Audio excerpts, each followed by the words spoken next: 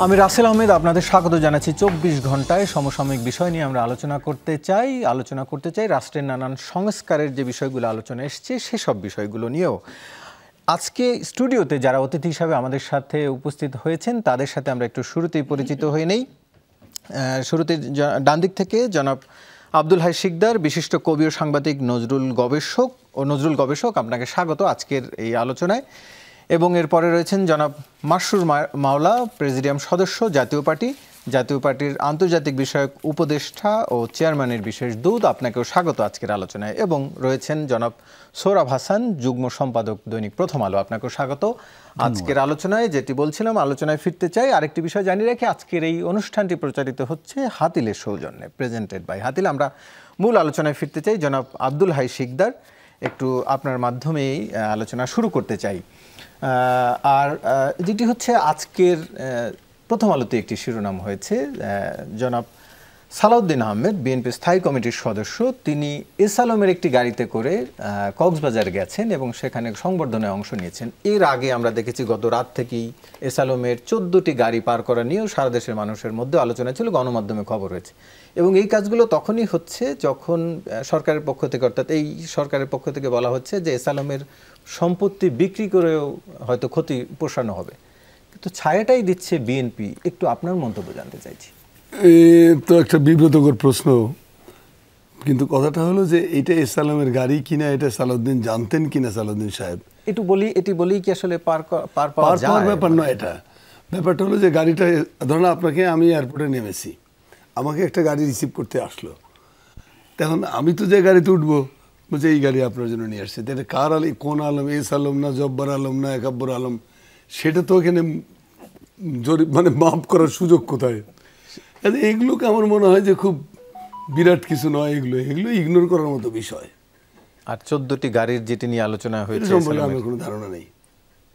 কিন্তু এই সুরেই আমরা দেখতাম যে এর আগেও যখন রাজনৈতিক দল যাদের নিয়ে এত আলোচনা, আওয়ামী লীগ সরকারের নিয়ে, তারাও আসলে এইভাবেই বলতো যে এটি হয়তো উনি জানতেন না, বা এইভাবে এই টোনেই আমরা কথাগুলো বলতে শুনেছি।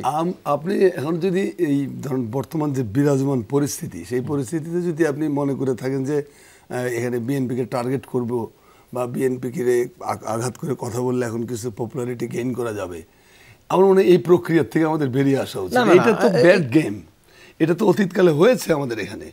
আমরা ব্লেম গেম থেকে বরং বেরিয়ে আসি যে লুক ফরওয়ার্ড। না, আমরা অতীত নিয়ে কিংবা পপুলারিটির বিষয় না, আমরা বর্তমান নিয়ে কথা বলতে চাইছি। অতীত নিয়ে আমরা আলোচনা এখনো যাইনি। এখনো যদি ব্লেম গেমের মধ্যে থাকি, পরস্পরকে দোষারোপের মধ্যে থাকি, কিন্তু কাজটা করবেন কখন? তাহলে কি কাজটা? ভুলভাল যেগুলো হয়েছে সেগুলো সংশোধন করার সুযোগ দিতে হবে।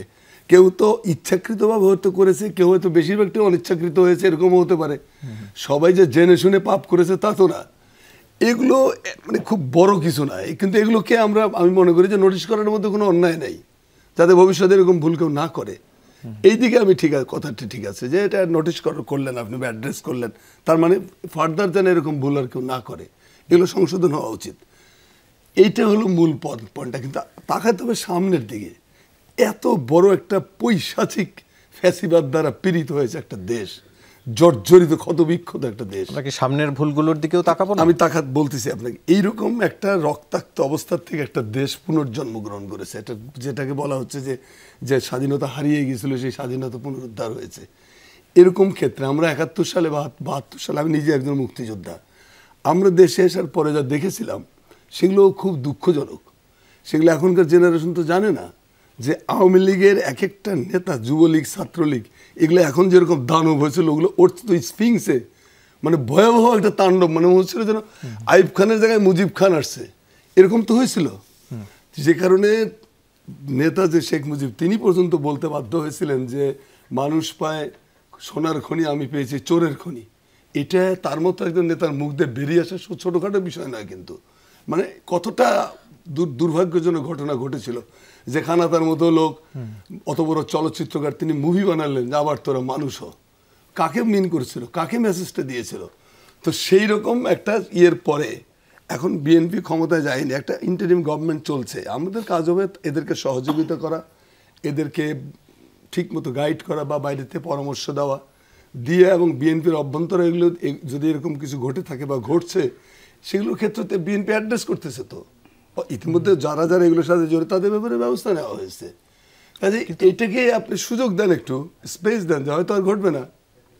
আচ্ছা, আমি বুঝাতে পারছি আপনাকে? হ্যাঁ, এইটি অবশ্য বিএনপি মহাসচিব কুমিল্লা গিয়েও বলেছেন যে যদি এরকম কেউ অন্যায় করে তাদের পুলিশের সোপর্দ করতে। কিন্তু ধরেন আপনার এই যে ফরিদপুরে যে ঘটনাটা ঘটেছে নিজেদের মধ্যে, সেই ঘটনাতে দুজন গুরুত্বপূর্ণ নেতাকে তো রীতিমতো বহিষ্কার হতে করে স্থগিত করে দিয়েছে তাদেরকে।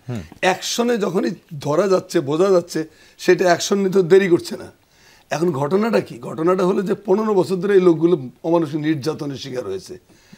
1.5 লক্ষ মামলা দিয়ে 40 লক্ষ লোককে আসামি করা হয়েছে, 90,000-এর মতো মানুষ জেলখানায়। এইরকম ক্রস ফায়ার দিয়ে, এনকাউন্টার দিয়ে, আয়নাঘর দিয়ে কত লোকরা হত্যা করেছে। এটার একটা পার্শ্ব প্রতিক্রিয়া তো থাকে, কিন্তু এর জন্য একটু দম দিতে হবে, এটা সময় নিতে হবে যাতে আর না হয়।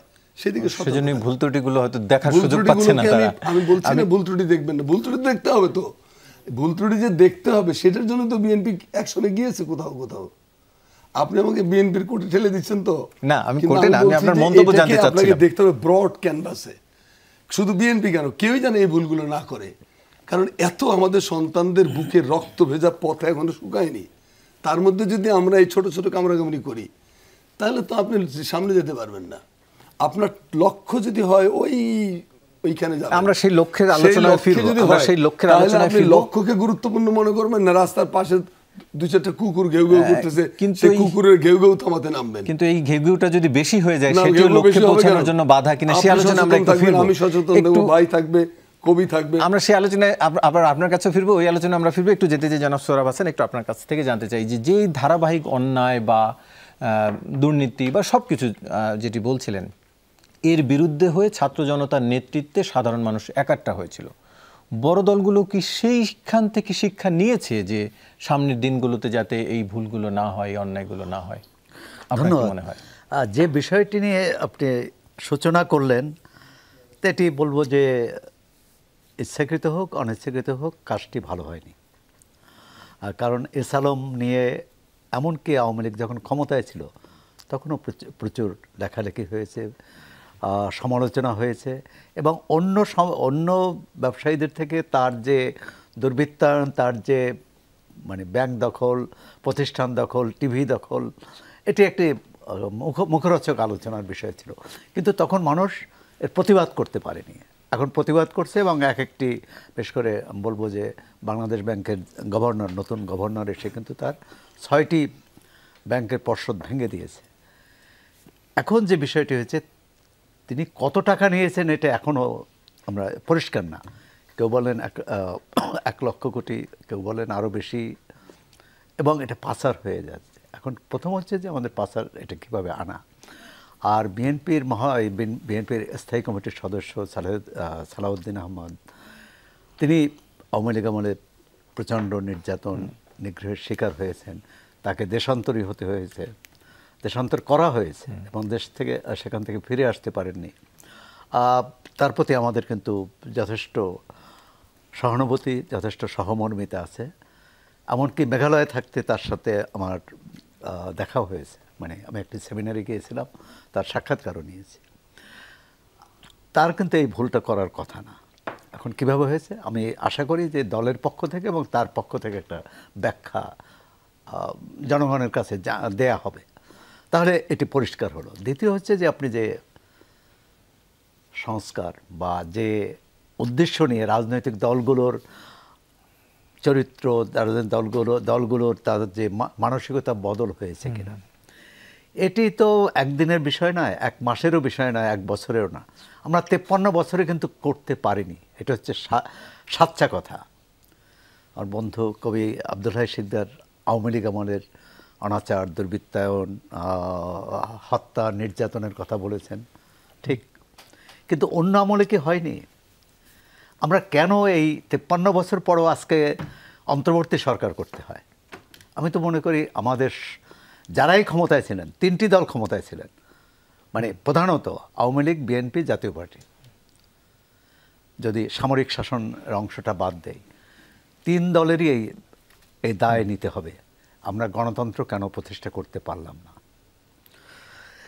আওয়ামী লীগ যেহেতু 15 বছর একটানা করেছে, তার আমলে এই অনাচার বেশি হয়েছে, অত্যাচার বেশি হয়েছে, বিরোধী দলের নিপীড়ন বেশি হয়েছে।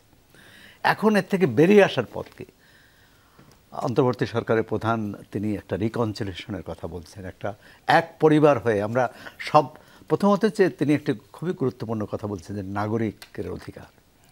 রাষ্ট্রটা নাগরিকদের, কিন্তু মানুষের। নাগরিক বললে আমাদের সাধারণ মানুষ বুঝবে না, মানুষের রাষ্ট্র। কিন্তু আমরা দেখেছি কি, যে দল যখন ক্ষমতায় থাকে তাদের রাষ্ট্র হয়ে যায়, নেতার রাষ্ট্র হয়ে যায়, কর্মীর রাষ্ট্র হয়ে যায়। যে ভয়টা এখন, আমি আশা করি যে আমার বন্ধু আব্দুল শিকদার এটি বিবেচনায় নেবেন, যে অনেক ক্ষেত্রে গণমাধ্যমে ইতিমধ্যে বের হয়েছে যে হাত বদল, মানে বাজার হাত বদল, টার্মিনাল হাত বদল, বিভিন্ন প্রতিষ্ঠান হাত বদল, এটি বন্ধ হওয়া উচিত। এবং দলের মহাসচিব স্পষ্ট ভাষায় বলছেন, হুঁশিয়ারি দিয়েছেন এবং ব্যবস্থা নিতে বলেছেন, পুলিশে দিতে বলেছেন। কিন্তু হাত বদল কি বন্ধ হয়েছে? আমাদের সেটি এখন কিভাবে বন্ধ করা? তাহলে সুতরাং এটা ঠিক যে ফরিদপুরে দুই নেতার অনুসারীরা মারামারি করায় একজন মারা গেছেন এবং সেখানে স্থগিত করা হয়েছে এবং হত্যা মামলাও হয়েছে। কিন্তু শামা ওবায়দের বিরুদ্ধে হত্যা মামলা হয়েছে। কি নাম? আমিনুল ইসলাম না, মানে ওর প্রতিপক্ষ বাবুল, শহীদুল ইসলাম বাবুল। হ্যাঁ, এখন দেখুন এই যে গণতন্ত্র, মানে তাদের মানসিকতা, আপনি যে বলছেন বড় দলের পরিবর্তন হবে কি না, দুজন নেতা এবং দুজনেই কিন্তু নিগ্রহের শিকার হয়েছেন। আমি তো আমিনুল ইসলাম বাবুলকে দেখতাম বিভিন্ন টিভি অনুষ্ঠানে এসে, এবং যাওয়ার পথে ভয় পেতেন যে গ্রেপ্তার হন কিনা। কিন্তু তারা এটা মানতে পারলেন না। দল যাকে মনোনয়ন দিবে, একটা সমাবেশ করতে যাবে, তাকে সমাবেশ করতে দেবেন না। এখানেই হচ্ছে প্রধান সংকট। মানে বাইরের সংকট, অন্য দলের সংকট, সরকারের নিপীড়ন, তার চেয়েও হচ্ছে আমরা একসঙ্গে, একটি দলের নেতাকর্মীরা একসঙ্গে চলতে অভ্যস্ত কিনা, দলের নেতৃত্ব মানবে কিনা। অথবা আপনারা দেখেছেন যে সব আমলেই কীভাবে মনোনয়ন নেওয়া হয়, কত টাকা দিয়ে নেওয়া হয়, কী, মানে এই আচরণ থেকে, এই সংস্কৃতি থেকে বেরিয়ে আসার পথ কি? এখন জিয়াউর রহমান সাহেব শুদ্ধি অভিযান চালিয়েছিলেন এবং স্কুল চালু করেছিলেন নেতা নেত্রীদের, তাদের শিক্ষা দেওয়ার। হ্যাঁ, রাজনৈতিক কলেজ করেছিলেন, ইনস্টিটিউট করেছিলেন। হ্যাঁ, এবং তার একটি পরীক্ষায় নাকি তৎকালীন প্রধানমন্ত্রী শাহ আজিজুর রহমান ফেল করেছিলেন।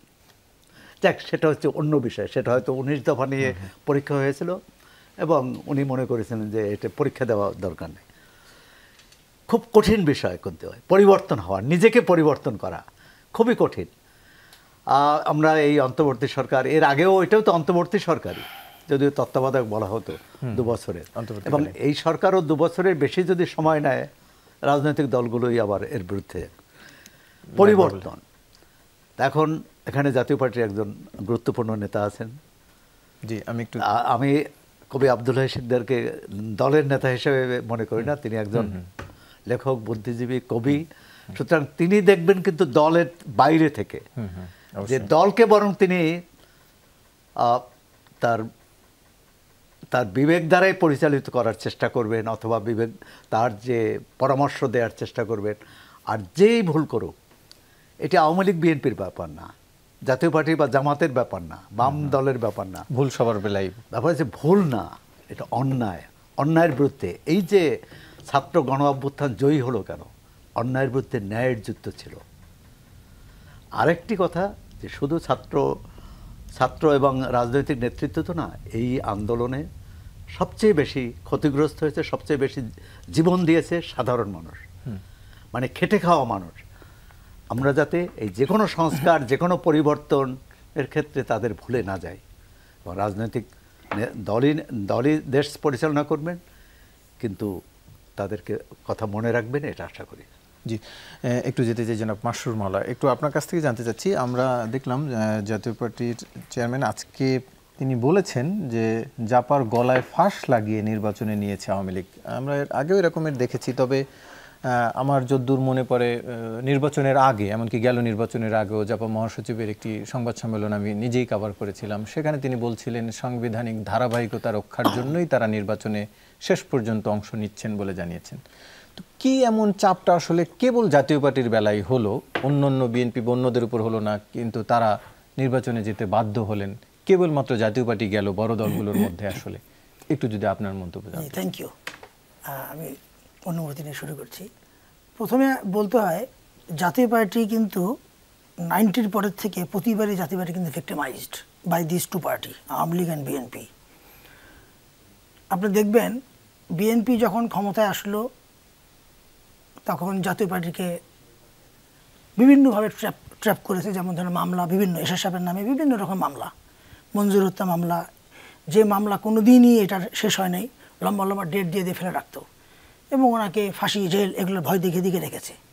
সেটা তো অন্যান্যরা বিএনপি নেতাদের বিরুদ্ধেও অসংখ্য মামলা ছিল। না, আমি এখানে বলছি যে ভিক্টিমাইজড হিসাবে এই দুই দল জাতীয় পার্টি কিনে খেলেছে কিভাবে, সেটা আমি বলতে যাচ্ছি। ঠিক সেম জিনিস আওয়ামী লীগ যখন ক্ষমতায় আসলো, আওয়ামী লীগও জাতীয় পার্টির ভিতরে বিভিন্নভাবে, এরশাদ সাহেব যখন জীবিত ছিলেন এরশাদ সাহেবকে সিএমএইচে আটকে রেখে নির্বাচনে নিলেন। কীভাবে নিলেন? এরশাদ সাহেবের ওয়াইফকে নিয়ে, রওশন এরশাদকে নিয়ে গেমটা খেলে ওনাকে সিএমএইচে আটকে রেখে নির্বাচন করালেন, যেখানে এরশাদ সাহেব নিজের হাতে নিজে প্রত্যাহার করেছিলেন। এক্সকিউজ কি দেওয়া হলো? যে উনি ফিজিক্যালি উনি প্রত্যাহার করেন নাই, এই জন্য এটা অ্যাকসেপ্ট করা হলো না। এটা একটা গ্রাউন্ড। এদিকে আসেন আপনি জিএম কাদের, উনিও কিন্তু 2014 সালে কিন্তু নির্বাচন উনি করেন নাই। ওনার সঙ্গের লোকজনরা করতে পারেন, কিন্তু উনি করেন নাই। তো প্রতিবারই ভিক্টিমাইজড। এইবার যেটা লেটেস্ট, আমি লেটেস্টটা নিয়ে কথাটা বলি, এর আগের নির্বাচনগুলো কিন্তু ফিজিক্যালি আমি জাতীয় পার্টি দেখিনি আসলে। এবার ফর দ্য ফার্স্ট টাইম আমার সৌভাগ্য হয়েছে জাতীয় পার্টির সঙ্গে থাকা, জিএম কাদেরের সঙ্গে থাকার জন্য।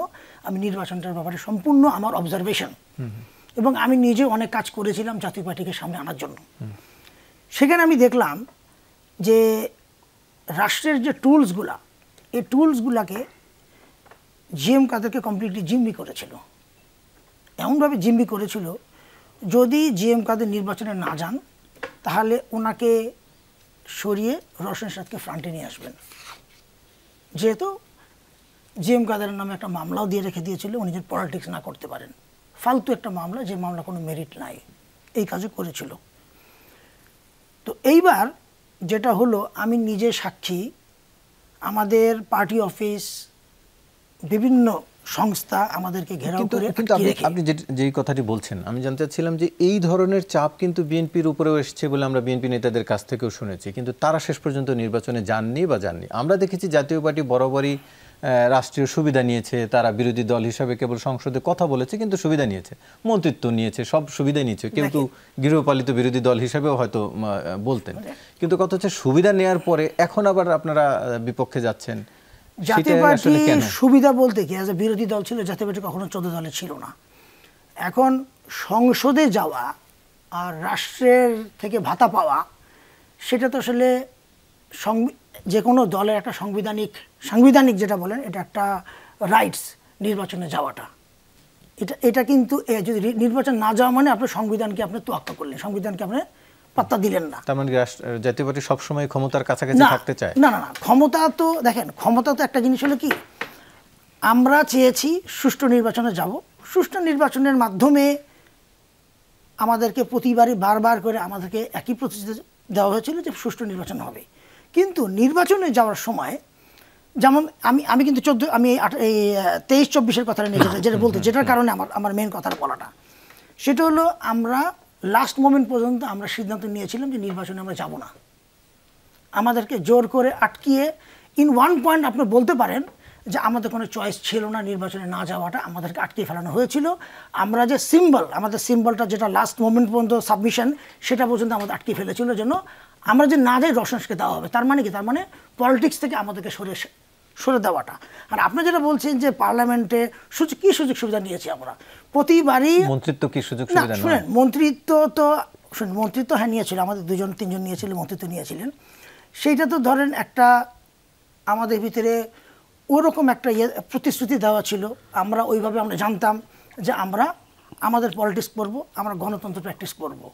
এখন তারপরে ওটা একবার পরে সেকেন্ড টাইম তো মন্ত্রিত্ব নেওয়া হয়নি। সেকেন্ড টাইম আমরা কেউ যাইনি মন্ত্রিত্ব নিয়ে, আমরা বিরোধী দল হিসেবে ছিলাম। সুযোগ সুবিধা নিয়েছে 14 দলে যারা ছিল, তারা সুযোগ নিয়েছে। এখন আপনি যখন বিরোধী দল হবেন বা আমরা কিন্তু এমনটাও দেখেছি নির্বাচনের আগে জাতীয় পার্টির মহাসচিবের পোস্টারে আওয়ামী লীগ সমর্থিত প্রার্থী, এমন পোস্টারও আমরা বিভিন্ন এলাকায় দেখেছি। হ্যাঁ, এটা এটা এটা আমরা দেখেছি। এটা আমাদের পার্টির মহাসচিবের যেটা বক্তব্য, যেটা আমি ওনার এলাকায় যাইনি, উনি নিজেও এটা ভেরিফাই করেছেন, ভেরিফাই করে জানতে পেরেছেন যে এটা সরকার দলেরই লোক, এটা দুষ্টামি করে এই কাজটা করেছিল ওনাকে বিব্রত অবস্থায় ফেলানোর জন্য, যেন উনি নির্বাচন থেকে যেন সরে না আসেন। এটা করেছে। এখন জাতীয় পার্টি সংস্কারের পক্ষে, সেটি সংস্কারের পক্ষে বলতে চাইছেন। আমরা শুরু থেকে, এখন না, আমরা শুরু থেকে সংস্কারের পক্ষে, শুরু থেকে আমরা চেয়েছি। আমরা কেমন সংস্কার চান আপনারা বা মানুষ কি চাই সে বিষয় নিয়ে আমরা একটু আলোচনা করতে চাই, তবে তার আগে একটি বিরতি নিয়ে আসতে চাই। দর্শক, আমরা বিরতির পর আবার ফিরছি আলোচনায়, সঙ্গেই থাকুন কিছুক্ষণের মধ্যে। আবারও স্বাগত, দেখছেন 24 ঘন্টা, ফিরতে চাই মূল আলোচনায়। জনাব সোহরাব হাসান, একটু আপনাকে দিয়ে আলোচনা শুরু করতে চাই। যেটি বলছিলাম যে আমরা সংস্কার নিয়ে একটু কথা বলতে চাই।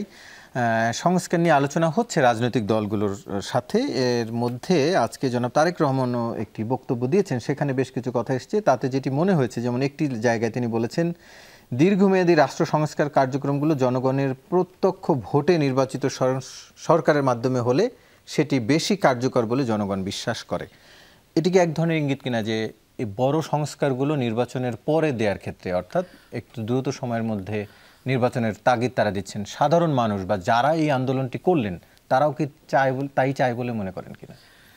না, 8 আগস্ট ডক্টর মোহাম্মদ ইউনূসের নেতৃত্বে অন্তর্বর্তী সরকার গঠনের পর থেকে বিএনপির মধ্যে একটা চাপ, মানে সরকারের উপর একটা চাপ লক্ষ্য করা যাচ্ছে যে দ্রুত নির্বাচন, প্রথম 3 মাসের মধ্যে কথা বলা হলো, পরে সংস্কার কাজে যত দ্রুত সম্ভব।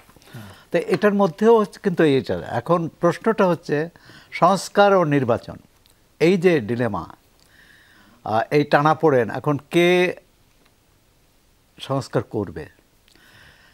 জনগণের মধ্যে, সাধারণ নির্দলীয় মানুষের মধ্যে একটা ধারণা যে রাজনৈতিক দলগুলো সেই অর্থে সংস্কার করবে না। কারণ আপনি বিএনপি বলেন, আওয়ামী লীগ বলেন, জাতীয় পার্টি বলেন, তারা বড় বড় প্রতিশ্রুতি দিয়েছে। এমনকি বিএনপির 31 দফায় কিন্তু অনেকগুলো সংস্কারের কথা আছে তার বিরোধী দলে থাকতে, সরকারে থাকতে কিন্তু সেটি করেনি। আর আওয়ামী লীগ তো দিন বদলের কথা বলে নিজেদের বদল ছাড়া অন্য বদল করেনি। তার আগে আমি বলে নেই যে জাতীয় পার্টির ভাই বললেন যে বিএনপি এবং আওয়ামী লীগ 2 সরকারই তাদের উপর নিগ্রহ চালিয়েছে, তাদের দমন পীড়ন করেছে এবং এক ধরনের চাপে রেখেছে। আবার আওয়ামী লীগ বিএনপির ঝগড়ার কারণেই, তাদের মধ্যে বৈরিতা ও সংঘাতের কারণে জাতীয় পার্টি এ পর্যন্ত রাজনৈতিক সুবিধা পেয়েছে এবং এখন পর্যন্ত। কারণ আওয়ামী লীগ বিএনপিকে দেখতে পারে না, বিএনপি আওয়ামী লীগকে দেখতে পারে না। তো জাতীয় পার্টির মধ্যবর্তী অবস্থানে, এবং 2 পক্ষই চেয়েছে জাতীয় পার্টিকে কাছে নিতে। আমরা কি সেই 4 দলীয় জোটের কথা ভুলে গেছি? যে 4 নেতা বসে যে সংবাদ সম্মেলন করেছিলেন তখন শেখ হাসিনার প্রথম সরকারে আমলে, সম্ভবত 1999 সালে। সুতরাং এই রাজনৈতিক সুবিধা নেবে, কিন্তু মূল কথা হচ্ছে আপনি যে জনগণের কাছে যে কথা দিচ্ছেন সেটি রক্ষা করছেন কিনা। আপনি মানবাধিকার রক্ষা করার কথা, মানবাধিকার রক্ষা করছেন না হরণ করছেন? গণতান্ত্রিক অধিকার মানুষের দেওয়ার কথা, সেটি দিচ্ছেন কি দিচ্ছেন না? এই যে এত সংস্কার আসে, এত সংস্কারের কথা 53 বছর ধরেই শুনলাম। প্রথম বিপ্লব, দ্বিতীয় বিপ্লব, প্রথম গণবিপ্লব, মানে বাংলাদেশে সবচেয়ে বেশি আলোচিত বিষয় ছিল বিপ্লব। সবাই কিন্তু বিপ্লব করেছে, কিন্তু 71 বিপ্লবের পর আর কোনো বিপ্লব হয়নি। ছাত্র জনতার নেতৃত্বে একটা বিদ্রোহ হয়েছে, অভ্যুত্থান হয়েছে, সে অভ্যুত্থান কিন্তু আবার 90ও হয়েছিল। এখন যে বলছেন সংস্কার, প্রথম সংস্কারটা করতে হবে নিজেকে, দলকে। দল কতটা সংস্কারের জন্য প্রস্তুত? আমার মনে হয় যে দলের ক্ষেত্রে বিএনপির এই প্রতিশ্রুতি নেই, আওয়ামী লীগের তো নেই, যে একই ব্যক্তি পরপর 2 বার দলীয় প্রধান পদেও থাকতে পারবেন না। প্রধানমন্ত্রীর ক্ষেত্রে আছে 31 দফায়। তারপর সব ক্ষেত্রে, এবং যেটি টিআইবির একটা সংস্কার প্রস্তাবে দেখলাম যে একই ব্যক্তি প্রধানমন্ত্রী, সংসদ নেতা এবং দলীয় প্রধান হবেন না। যুক্তরাষ্ট্রে বা আপনি এসে দেখেন এই যুক্তরাজ্যে হন না। তা আমরা হচ্ছে সব কিছু ব্যক্তিকেন্দ্রিক করি, আমাদের সংবিধান ব্যক্তিকেন্দ্রিক, আমাদের সংস্কার ব্যক্তিকেন্দ্রিক। তো এখন এর থেকে বেরিয়ে আসা আরেকটি হচ্ছে যে আমি সংস্কার আমি সংস্কার আমার মতোই করি, যাতে অন্য এখানে প্রবেশ না করতে পারে, তার অংশীদারিত্ব না থাকে, সেটি নিশ্চিত করা দরকার। মানে সেটা থেকে বেরিয়ে আসা, অর্থাৎ সবাইকে নিয়ে দেশটা পরিচালনা করা। আর সেজন্য যারা যারা এখনও এই সংস্কারের কথা বোঝে, সংস্কার বিপ্লব কিছুই বোঝে না, যাদের মৌলিক অধিকার থেকে বঞ্চিত, তাদের জন্যে, অর্থাৎ যদি 12 কোটি ভোটার থাকে, 10 কোটি ভোটার কিন্তু এসব নিয়ে ভাবে না। তারা ভাবে তাদের জীবন জীবিকা কীভাবে নির্বাহ হবে, তাদের মৌলিক অধিকারগুলো কীভাবে নিশ্চিত হবে, কিন্তু সেটি কোনো সরকারই সেটি করে না।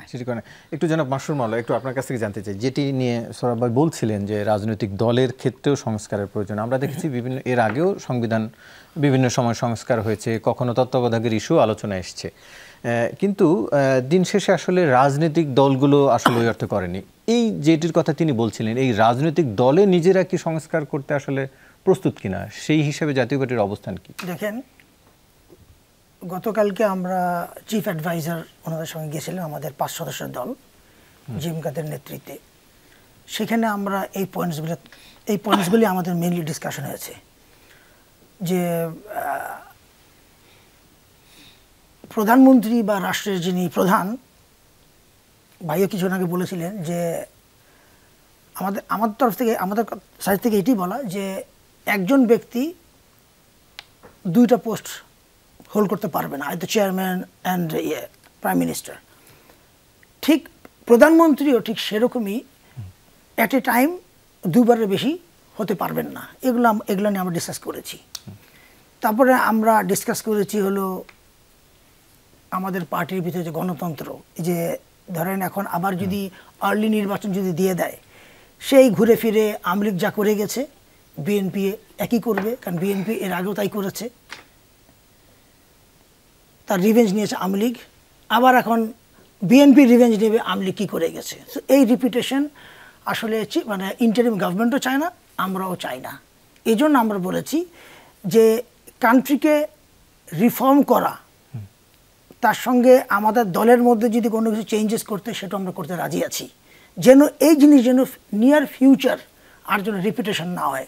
যেমন চিফ অ্যাডভাইজার খুব সুন্দর একটা কথা বলেছেন যে আমাদের তো বয়স হয়ে গেছে, আমরা নেক্সট জেনারেশনের জন্য কিছু যেন করে দিয়ে যেতে পারি। এটা চিফ অ্যাডভাইজার প্রথমেই উনি এই কথা তুলেছেন, তার সঙ্গে আমরা একমত। যেমন আমাদের চেয়ারম্যান জিএম কাদের, উনি যেমন প্রথমেই বলেছেন, এই যে ছাত্ররা যারা আন্দোলন করলো তাদেরকে আমরা স্যালুট জানাই, তাদের কারণে কোনো রাজনৈতিক দল এই কাজ করতে পারেনি, ছাত্ররা যেটা করতে পেরেছে। কিন্তু এই ছাত্রদের মধ্যে যারা মারা গেছে, শহীদ হয়ে গেছে, এদের পরিবারকে কম্পেনসেশন দেওয়া এবং এদেরকে ভুলে যাওয়া যাবে না, এদের দিকে দেখতে হবে। তারপরে আমরা যেটা বলেছি, একটা ট্রুথ কমিশন একটা গঠন করতে, সেই ট্রুথ কমিশনের মাধ্যমে অবৈধ সম্পদ যেগুলা এই দেশ থেকে চলে গেছে বা আছে, সেগুলো কথা যেটি আমি একটু জানতে চাইছিলাম, যেটির কথা সৌরভ বলছিলেন যে দলের ভেতরে যে নিজস্ব সংস্কার, সেটির জন্য জাতীয় পার্টি প্রস্তুত কিনা? অফকোর্স আমরা প্রস্তুত আছি। আমাদের দলের মধ্যে যদি কোনো ইররেগুলার দেখি, সেটাও আমরা সরিয়ে ফেলবো, যেটা আমরা বিগত দিন পারিনি সরকারের কারণে। বিকজ আমরা যখনই আমাদের জিএম কাদের কিন্তু অনলি পার্সন, আপনি খেয়াল করবেন যদি প্রিভিয়াস রেকর্ড দেখেন, উনি কিন্তু পার্লামেন্টে একজন ব্যক্তি যিনি অলওয়েজ এগেইনস্ট গভর্নমেন্টের ভুল ত্রুটি উনি তুলে ধরেছেন এবং উনি একমাত্র ক্রিটিসাইজ করে গেছেন, এবং যার জন্য উনি এখনও রাজি আছেন যে দলের মধ্যে থেকে যদি আমাদের কাউকে যদি বহিষ্কার করতে, বহিষ্কার করে দেব, তাও দলের মধ্যে গণতন্ত্র আনতে হবে, যেটা আমরা আগে বহিষ্কার করলে কি গণতন্ত্র ফিরবে? নিজস্ব না, দেখেন বহিষ্কার কথাটা আমি যে ওয়ার্ডটা বললাম, সেটাও তো এক ধরনের একনায়কতন্ত্র হয়ে গেল না? না, এটা একনায়কতন্ত্র না। দলের মধ্যে গণতন্ত্র আনতে হলে তার মানে তো সবার মতের প্রতিফলন, কিন্তু যদি কেউ বিরুদ্ধে গেল মানেই তাকে বহিষ্কার করলেন। না, এখন এই জায়গাটা একটু কারেকশন করে দিই আমি। সেটা হলো যে জিএম কাদের কখনো একা কোনোদিন কোনো সিদ্ধান্ত উনি আজ পর্যন্ত কোনোদিন নেন নাই। জি, উনি প্রতিবারই যেটি সিদ্ধান্ত নিয়েছেন, বোর্ডে বসেছেন, সবার সাথে সিদ্ধান্ত নিয়েছেন এটা কি করা যায়, সবার সম্মতি দিয়েছেন, উনি সম্মতি অনুযায়ী উনি অ্যাকশন নিয়েছেন। জি, আমরা সেই জিনিসটাই আবার ফিরবো। জানাব আব্দুল হাই শিকদার, একটু আপনার কাছ থেকে জানতে চাইছি, তত্ত্বাবধায়কের প্রশ্ন আবার আসছে, এবার এখন অন্তর্বর্তীকালীন তত্ত্বাবধায়ক সরকার প্রশ্ন আসছে। আমরা এর আগেও দেখেছি বিচারপতিরা যখন তত্ত্বাবধায়কের দায়িত্ব নিচ্ছিলেন, এরপরে একটা সময় এসে কয়েকটা গভর্নমেন্ট ঘোরা যাওয়ার পরে আবার বিচারপতি নিয়োগের ক্ষেত্রে দলীয়করণ শুরু হলো, এবং একটা সময় তো এই বিরোধের জেরে 111 তৈরি হলো। এখন আবার তত্ত্বাবধায়ক হলে আবারও যে এই ধরনের প্রেক্ষাপট তৈরি হবে না, প্রতিষ্ঠান ধ্বংস হবে না, তার কি আসলে গ্যারান্টি আছে, বা এটি উত্তরণের উপায় কি? তারা আপনার কথা একটা কথা বলতে ভুলে গেছি আমি। ধরেন গত 15 বছর বাংলাদেশের কোনো ইলেকট্রনিক মিডিয়া কখনো আমাকে ডাকেনি। এটা হলো 15 বছরের ইতিহাসে প্রথমবার যমুনা যে আমাকে ডেকেছে। তো সেজন্য আপনাদের একটা ধন্যবাদ প্রাপ্য আছে আমার কাছ থেকে। তো এই যে আপনিও কি রাজি হননি এরকম? যে রাজি হবো কেন, আমাদের তো রেড লিস্ট ব্ল্যাক লিস্টও না। আচ্ছা, আমাদেরকে নিলে তো কল্লা চলে যেত আপনাদের। আপনাদের তো বললে লাভ না, আপনাদেরকে দোষারোপ করার উপায় নেই, কারণ এটা তো পরিস্থিতি শিকার সবাই ছিল। কোথাও কোনো স্বাধীনতা ছিল না, কোথাও কোনো গণতন্ত্রের লেশমাত্র চিহ্ন কোথাও ছিল না। একটা দলীয় দাসত্বে, দলীয় শৃঙ্খলে গোটা জাতিকে আবদ্ধ করে শ্বাসরোধ করে হত্যা করা হয়েছে। ন্যায়, নীতি, নৈতিকতা মানে অদ্ভুত এক আধার এসে বাংলাদেশকে গ্রাস করে ফেলেছিল। এই অদ্ভুত আধারের থেকে কেবল আমরা বেরোচ্ছি, কিন্তু আমাদের গায়ে তো সেই আধারের ময়লা কিছুটা লেগে আছে। আপনাকে কিছুটা সময় দিতে হবে। রাতারাতি একটা মানুষকে, আমার আব্বা বলতেন যে যদি কেউ এসে বলে যে হিমালয় পর্বত ওখান থেকে 25 কিলোমিটার দূরে সরে গেছে, এটা বিশ্বাস করা যেতে পারে, এটা প্রাকৃতিক ব্যাপার, হতেও পারে। কিন্তু কেউ যদি বলে যে আমার স্বভাব রাতারাতি বদলে গেছে, এটা বিশ্বাস করো না, কারণ এটা হতে পারে না। এটা একটা প্রক্রিয়ার ভেতর দিয়ে স্বাভাবিক হতে হবে তাকে। একটা ড্রাগ এডিক্টেড একটা লোক, তাকে মাদক দেওয়া হয়েছে রেগুলার, তাকে সুস্থ করতে হলে আপনাকে সময় দিতে হবে না। মাদক নিরাময় কতদিন লাগতে পারে সেই সময়? সেটা তো আমরা প্রশ্ন করতেছি প্রফেসর ইউনূসের কাছে যে স্যার আপনি সংস্কার করতে কতদিন সময়? ওই যে ড্রাগ আমি তো জবাব দিই তো তত্ত্বাবধায়ক সরকার। ওটির কথা না, এই যে আপনি আমি এখন বলি এই ময়লাগুলো সরিয়ে ময়লা সরানোর জন্য সবাইকে তৎপর হচ্ছে। বিরোধী দলগুলো যে রাজনৈতিক দলগুলো যে তৎপর না তা না, সব দলগুলো তো তার যার যার নিজস্ব পদ্ধতি আছে কাজের, তারা সেই সব পদ্ধতি অনুযায়ী কাজ করতে। কেউ হয়তো এইটাকে বেস করে করে, কেউ হয়তো ওটাকে বেস করে করে, কিন্তু কেউ সংস্কার করছে না বা নিজেকে পরিচ্ছন্ন করার চেষ্টা করছে না, এটা কিন্তু ঠিক না। আরেকটা কথা আপনি বলতে আমাকে, আমি তত্ত্বাবধায়কের প্রসঙ্গে একটু জানতে চাচ্ছি। আমি বলি জি, বিএনপি দ্রুত নির্বাচন চায় 3 মাস মধ্যে, এরকম একটা কথা বলেছেন আপনি। না 3 মাসের কথা বলিনি আমি, জনাব তারেক রহমান বলছিলেন যে আমি বলি আপনাকে কথাটা কি ছিল। কথাটা ছিল মির্জা আলমগীর যেটা বলেছেন মহাসচিব, তিনি বলছেন যে সাংবিধানিক যদি হাসিনার সংবিধান আপনি মানেন এবং মাথার উপরে শেখ মুজিবের ছবি লটকাইয়া তারপরে চুপ্পুর কাছ থেকে যদি তিনি শপথ গ্রহণ করেন, তাহলে তো এই সংবিধানকে আপনি মেনেছেন, এটা তো সত্য।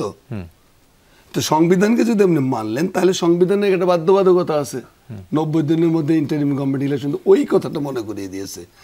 কিন্তু বিপ্লবী সরকার বা এই সরকারটা ট্র্যাডিশনাল যে তত্ত্বাবধায়ক সরকার আছে সেরকম সরকার তো নয় আসলে। এটা তো একটা রক্তাক্ত রেভলিউশনের ভেতর দিয়ে আসছে, কাজে সেইটা এখানে আছে। কিন্তু ঘটনা কি বলা হয়েছে আরেকটা কথা, সেটা হলো যে 3টা পদ্ধতি আছে সংস্কারের বা কোনো একটা কাজ লক্ষ্য অর্জনের 3 ধরনের পদ্ধতি আমরা প্রয়োগ করি। একটা হলো মিড টার্ম পলিসি, একটা হলো short term policy, mid term policy আর লং টার্ম পলিসি। এই পলিসিগুলোর মধ্যে আপনাকে কোন পদ্ধতিগুলো দ্রুত করতে হবে সেটা হলো শর্ট টার্মের মধ্যে, তারপরে একটা গ্যাপ দিয়ে পরেরটা করলেন, ফেজ বাই ফেজ যেতে হবে। তো সেটা কোনটা কোনভাবে করেন, এই জন্য রোড ম্যাপ চেয়েছে যে স্যার বা তত্ত্বাবধায়ক সরকারের কাছে আমরা একটা রোড ম্যাপ চাই যে আপনারা আসলে কি করতে চান, কি কি করতে চান সেটা রাজনৈতিক দলগুলোর সাথে বসছে, যেটা খুব ভালো কথা। কিন্তু সকল পলিটিক্যাল পার্টিগুলোর সাথে বসে তাদের মতামত নিল। সমাজের তথাকথিত বাংলাদেশের এই সুশীল সমাজ, এই মিনিংলেস বেজলেস পিপলসলেস এই সুশীল সমাজের অংশ নেওয়া দরকার, তারাও বসুক। সব শ্রেণী পেশার মানুষকে একখানে বসিয়ে, আমি বলছি না যে তাদের কথা আপনাকে মানতেই হবে, আপনি তাদের কাছে মত বিনিময় করেন, কিন্তু আপনাকে একটা সময়সীমা দিয়ে করতে হবে। ইনফিনিটিভ সময় তো আপনাকে কেউ দেবে না, কারণ ইনফিনিটিভ সময় যদি হয় তাহলে যেটা হবে আরেক ধরনের অস্থিরতা তৈরি হবে রাজনৈতিক দলগুলোর মধ্যে, যে এরা আসলে চাচ্ছেটা কি। অর্থাৎ আপনাকে যেটাই করেন ক্রিস্টাল ক্লিয়ারের মতো করে করেন। বলে প্রফেসর ইউনূস যদি আজকে বলেন তার চাইতে সম্মানিত লোক এই মুহূর্তে পৃথিবীতে দ্বিতীয়টা নাই, তার প্রতি রেসপেক্টের কোনো ঘাটতি নেই কারো। সারা দেশের কোনো রাজনৈতিক দল প্রফেসর ইউনূস সম্পর্কে একটা খারাপ কথা বলে না। কেন বলে না? মানে সেই জায়গাটা তিনি নিজেকে তৈরি করেছেন, নিজেকে তিনি নির্মাণ করেছেন, কারো দয়ায় না, কারো করুণায় না, তিনি তার কাজ দিয়ে তার অ্যাচিভমেন্ট দিয়ে করেছেন। তার সোশ্যাল বিজনেস থিওরি, যে শতাব্দীতে আমরা আছি, একবিংশ শতাব্দী, এই একবিংশ শতাব্দী তো পরিচিত হবে সোশ্যাল বিজনেস থিওরির শতাব্দীতে, কারণ আগেরটা ছিল মার্কসের শতাব্দী। তো এটা হবে তো, কিন্তু তাকে সময় একটা নির্ধারণ করতে হবে, আপনি কি চান এটা সুস্পষ্ট করা দরকার, এবং কতদিনের মধ্যে করতে চান কাজগুলো সেটা সবাইকে ক্লিয়ার করে বলে দিলে ঝামেলা শেষ। আরেকটা সময় আরেকটা কথা হলো যে সংস্কার হলো একটা চলমান প্রক্রিয়া, দ্রুততার সঙ্গে যে কাজগুলো করা দরকার সেগুলো আগে করতে হবে। যেমন কি করতে হবে, যে নির্বাচন ব্যবস্থা এটাকে ধ্বংসস্তূপ বলাও বলে, গোরস্থান, এই গোরস্থানে প্রদীপ জ্বালাতে হবে, নতুন করে গাছ তৈরি করতে হবে। এইটা পুলিশের ভূমিকা তো আমরা জানি যে এটা নৃশংস পুলিশ, দলীয় গুন্ডাতে পরিণত হয়েছিল এই পুলিশ প্রশাসন, এটা তো দলীয় ক্যাডার, হুকুম তামিল করা স্যার, শেখ মুজিব আর হাসিনার স্তুতি করা স্যার, কোনো ভূমিকা ছিল না। অল্প সময় সম্ভব প্রশাসন না, এটা বলি বিচার ব্যবস্থা তো বাংলাদেশে কোনো বিচার ব্যবস্থা ছিল না, প্রধান বিচারপতিকে জান নিয়ে পালিয়ে যেতে হয়েছে দেশ ছেড়ে। আপনি আছেন কোন দেশে? তো সেই জায়গাগুলো এগুলো প্রাথমিক কাজ। আমি মনে করি কেয়ারটেকার গভর্নমেন্ট প্রাথমিকভাবে নির্বাচন ব্যবস্থা, পুলিশ প্রশাসন, বিচার ব্যবস্থা, এই কয়েকটা যদি সংস্কার করে, বাকিগুলো নির্বাচিত সরকার এসে করবে। নির্বাচিত সরকার তো আপনাকে দিতে হবে ক্ষমতা, সেটা এক্স হোক, জেড হোক, ওয়াই হোক, কিন্তু ইলেকশনটাকে যদি ইলেকশনের যে কাঠামো, এই দলদাস ভিত্তিক ইলেকশন কাঠামো না করে যদি কেয়ারটেকার গভর্নমেন্ট একটা চমৎকার বাস্তবায়ন সময় উপযোগী একটা বিজ্ঞানসম্মত নির্বাচন কমিশন গঠন করতে পারে, এবং সেটা যদি স্বশাসিত হয়, স্বনির্ভর হয়, কোনো পলিটিক্যাল ইনফ্লুয়েন্স থেকে কাবু করতে পারবে না, সেটা যদি হয়, আমি বলি আপনাকে বলতে চাই, সেইটা যদি হয় তাহলে হবে কি, আপনি ইচ্ছা করলেই, যেমন ইরানের একটা কথা বলি, ইরান এবং ইয়েতে, সেটা হলো যে আপনি একটা লোক ইলেকশনে দাঁড়াতে যাচ্ছে, কিন্তু ইরানে প্রেসিডেন্ট ইলেকশনে 10 জন দাঁড়াতে পারে, কিন্তু তাকে রেভলিউশনারি গার্ডিয়ান কাউন্সিল আছে, সেখানে তাকে ফেস করতে হবে, ফেস করে তারা সার্টিফিকেট দেবে যে হ্যাঁ আপনি দাঁড়াতে পারেন, আপনি দাঁড়াতে পারেন। এটা আপনি বলবেন যে গণতন্ত্রের নিয়ন্ত্রণ, অবশ্যই বিপ্লব কোনো ভদ্রলোকের জিনিস না, বিপ্লব হলো মানুষের আত্মার চাহিদার প্রতিফলন। এটা আপনাকে মাথায় রাখতে হবে। আরেকটি কথা বলছিলেন যে অবারিত সময় দিবে না, এখন কথা হচ্ছে যে সবাই বলছেন এটা কেউই দিবে না, না কেউই দিবে না, তো যে কেউই বলতে দেশের মানুষ দিবে কি দিবে না, এখন মানুষের মতের কথা সব দলগুলোই বলছেন, মানুষ এটি চায়, বলছেন মানুষ এটি চায়, কিন্তু প্রকৃতপক্ষে মানুষ কি চায় সেটি জানার প্রক্রিয়া কি, আমি একটু জনাব সোহরাব হাসান আপনার কাছে জানতে চাইবো, তবে তার আগে একটু বিরতি নিয়ে আসতে চাই। দর্শক, ছোট্ট একটু বিরতির পর আবারও ফিরছি, সঙ্গেই থাকুন। আবারও স্বাগত, দেখছেন 24 ঘন্টা। আমরা একটু আলোচনায় ফিরতে চাই। জনাব মাসরুর মাওলা, আমি জনাব সোহরাব হাসানের কাছে আসবো, তবে তার আগে একটু জনাব মাসরুর মাওলা একটু আপনার কাছ থেকে জানতে চাই। আমরা যেটি নিয়ে এর আগে কথা বলছিলাম যে আবারও তত্ত্বাবধায়ক সরকার বা অন্তর্বর্তীকালীন সরকার একটা প্রস্তাব এসছে, কিন্তু কথা হচ্ছে যাকে এই পদে বসানো হবে তিনি কোনো না কোনো একটি প্রতিষ্ঠান থেকে, এই রাষ্ট্রের থেকেই তো আসবেন, তো সেই পদটিও যে ভবিষ্যতে বন্ধ করা হবে না সেটি কি? পাশাপাশি জানতে চাই, এর আগেও সংস্কার হয়েছেন, সংবিধান সংস্কার বলতে যে যার মতো করে সংস্কার করেছে, কেটেছে, আইনের ব্যত্যয় সরকার নিজেরাই করেছে, এরকম নজিরও দেখেছি। এই যে এখন যে সংস্কারের কথা আসলো, এটি করলেই কি ভবিষ্যৎ রাজনীতি ঠিক হয়ে যাবে?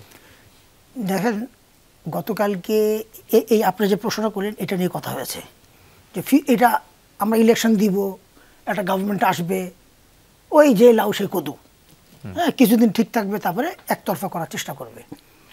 তো তত্ত্বাবধায়ক সরকারের আমলে আওয়ামী লীগের নির্বাচনে আসছিল, বিএনপিও আসছিল, বিএনপিও আবার একটা সময় তত্ত্বাবধায়ক সরকার বাতিল করে দেওয়ার চেষ্টা করেছিল, আবার আওয়ামী লীগ এসে বাতিল করেছে, এটা কিন্তু প্রিভিয়াস রেকর্ড আছে। তো এগুলি কথা নিয়ে আমাদের সিনিয়র যারা ছিলেন তার মধ্যে একজন ব্যারিস্টার আনিসুল ইসলাম মাহমুদ, উনি প্রথমেই কনস্টিটিউশন নিয়ে কথাটা বলেছেন। তো কনস্টিটিউশনের মধ্যে কিছু চেঞ্জেস আনা দরকার, সেটা যদি আনতে পারে তাহলে ফিউচারে এই যে আপনি যে কথাটা বলেন এগুলো করার সুযোগ থাকবে না। আবার অ্যাট দ্য সেম টাইম এই অ্যাডভাইজাররা যারা করছেন ওনারাও যেন পরে বলির পাঠা না হন, ওইভাবেই কনস্টিটিউশনটা চেঞ্জ করার কথা বলা হয়েছে।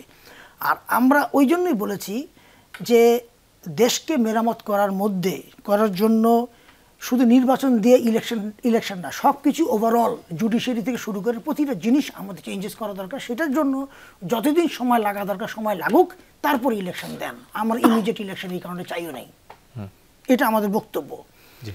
তো ওনারা এটা শোনার পরে ওনারা বলেছে ঠিক আছে, লিখিত আকারে আমাদেরকে একটু আপনাদের প্রপোজালগুলো দেন, বিকজ ওনারা বেসিক্যালি বসছেনই সব রাজনৈতিক দল থেকে প্রপোজাল করে নেওয়ার জন্য, নেওয়ার পরে ওনারা এগুলো নিয়ে বসবেন, কোনটা রাখা যায় কোনটা রাখা যায় না।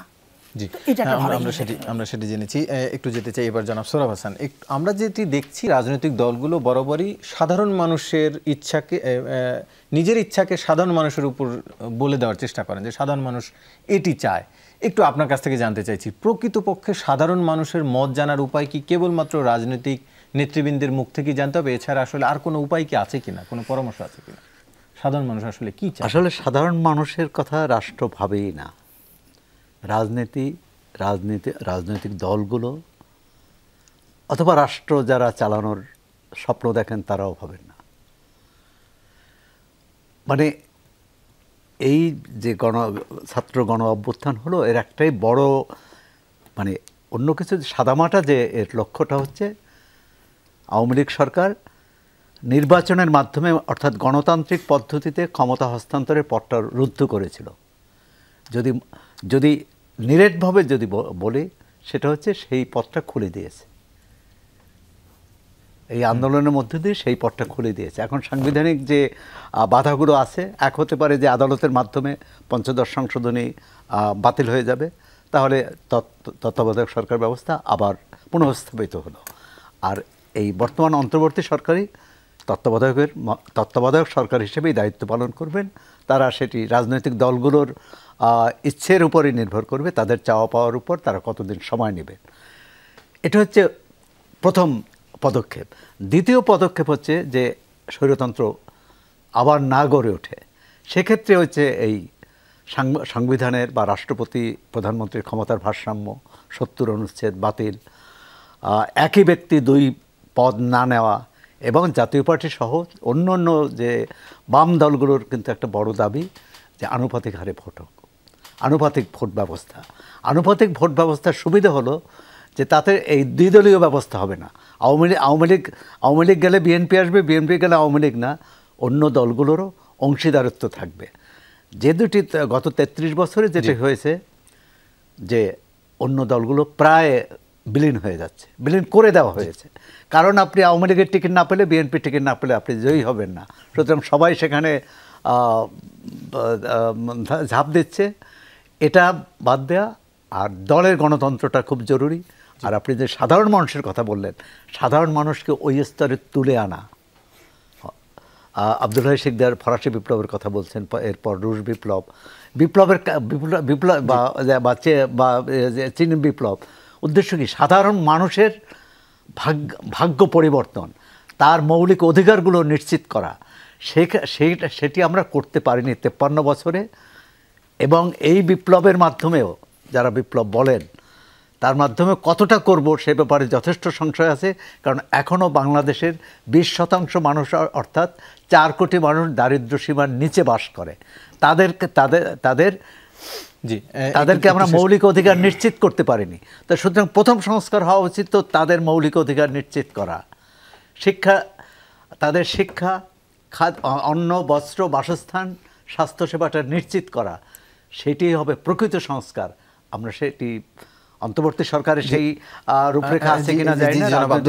আপনার কাছ থেকে জানতে চাইছি যে মৌলিক সংস্কারের কথা বলছেন, সেটি কি অল্প সময়ের মধ্যে সম্ভব? সেটি তো আমি আমার আগের বক্তব্য বলেছি আপনাকে, যে একটা পদ্ধতি ঠিক করে নিতে, যে আমি কোন সময়ের মধ্যে কোনটা করব, কোন সময়ের মধ্যে ভাগ করে নেওয়া। ধরেন আপনার এই রুমটা আপনি সংস্কার করতে চান, আপনাকে এই রেকর্ডিং সিস্টেমটা চালু রেখে সংস্কারটা করতে হবে, নতুন নতুন স্টুডিও বানাতে হবে আপনাকে। সেটি এক ধরনের আপৎকালীন সংস্কার হয়ে যাবে। আমি বলছি আপনাকে, তাহলে আপনাকে এটা চলমান প্রক্রিয়া। আপনি এটা শিফট করে নতুন করে আবার সাজালেন, আবার 4 বছর পর আরেক বছর। আমার কথা হলো যে সংবিধান তো কোনো কোরআন শরীফ না, এটা বাইবেলও না। সংবিধান হলো জনগণের আশা আকাঙ্ক্ষার প্রতিফলন থাকতে হবে, তার রাইট এগুলো থাকতে হবে। সেই সংবিধান কেন সংস্কার করা যাবে না? আরেকটা কথা হলো যে বিপ্লব কোনো ডিনার পার্টি না। বিপ্লব হলো সত্যিকার অর্থেই একটা বিরাজমান কায়েমি শাসক গোষ্ঠী বা কায়েমি ব্যবস্থাকে উৎপাটন করে সমূলে সেখানে নতুন জীবন ব্যবস্থা প্রয়োগ করা। সেটা করতে হলে যে এই গভর্নমেন্টের পক্ষে সম্ভব সেটা, কারণ তার পিছনে প্রচুর পিপল সাপোর্ট আছে।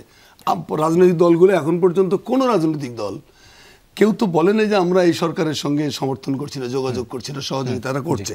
তো এই করার ক্ষেত্রে তাদেরকে যেটা করতে হবে সেটা হলো যে, আমি যেটা মনে করি সেটা হলো যে প্রথমেই সংবিধানে হাত দেওয়া উচিত এটা। আর আগে যেটা করছি যে নির্বাচন কমিশন, পুলিশ, প্রশাসন, বিচার, এই 4টা সংবিধান। দেন তাদেরকে যেটা করা উচিত সেটা হলো যে কোনো কিছুই আপনার অনিয়ন্ত্রিত জীবনযাপন কোনো স্বাধীনতার কথা বলে না।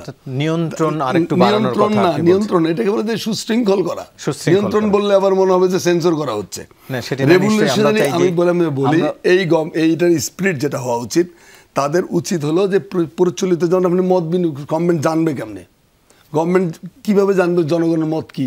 জানার রাস্তা তো আছে, রাজনীতিবিদ আছে, গণমাধ্যম আছে, বুদ্ধিজীবীরা আছে, তাদের সাথে কথা বলেন, গণমাধ্যমে রিফ্লেক্ট কি হচ্ছে সেটা দেখেন। আরেকটা হলো রেভলিউশনারি গার্ড কাউন্সিল গঠন করতে হবে। জানা যায় গণমাধ্যম তো একটা চতুর্থ স্তম্ভ। গণভোটের কথা বলছিলাম না, তারপরে শিক্ষা। গণভোট দেবেন কখন? যখন আপনি সংবিধানটা করলেন বা তারপরে। আমি শেষ করি, আমার আর 1 মিনিট দেন আপনি। আমার প্রতি আপনি সুবিচার করছেন না। সেটা হলো রেভলিউশনারি গার্ড কাউন্সিল গঠন করতে হবে, গার্ড না, রেভলিউশনারি গার্ডিয়ান কাউন্সিল। দেন 53 বছরের একটা দেশে শিক্ষা চলতেছে উইদাউট পলিসি, একটা শিক্ষা ডিস্ট্রয় হয়ে গেছে শিক্ষাঙ্গন, একটা শিক্ষানীতি প্রণয়ন করা খুব দরকার, যদি আমি পরের জেনারেশনকে সত্যিকারের। আপনি যেগুলোর কথা বলছেন এগুলো করতে গেলে তো এই সরকারকে নিশ্চয়ই একটু লম্বা সময়ের দরকার। প্রাথমিক প্রক্রিয়া রয়ে গেছে যে আমরা সংস্কৃতি, যেমন একটা দেশের কালচার, আমার কালচারাল কোনো নীতিমালা নাই। দগল ফ্রান্সের দ্বিতীয় বিশ্বযুদ্ধের পর প্রথম যেটা করেছিলেন সেটা হলো কালচারাল পলিসি। এই বিষয়গুলো শুরু অন্তত করা উচিত। আমাদের সময় স্বল্পতার জন্য শেষ করতে হচ্ছে। আজকে আলোচনায় অংশ নেওয়ার জন্য আপনাকে ধন্যবাদ, পাশাপাশি আরো দুজন অতিথি, আপনাদের দুজনকেও ধন্যবাদ জানাচ্ছি। এই ছিল আমাদের আজকের আলোচনায়। 24 ঘন্টায় সাথে থাকার জন্য ধন্যবাদ সবাইকে।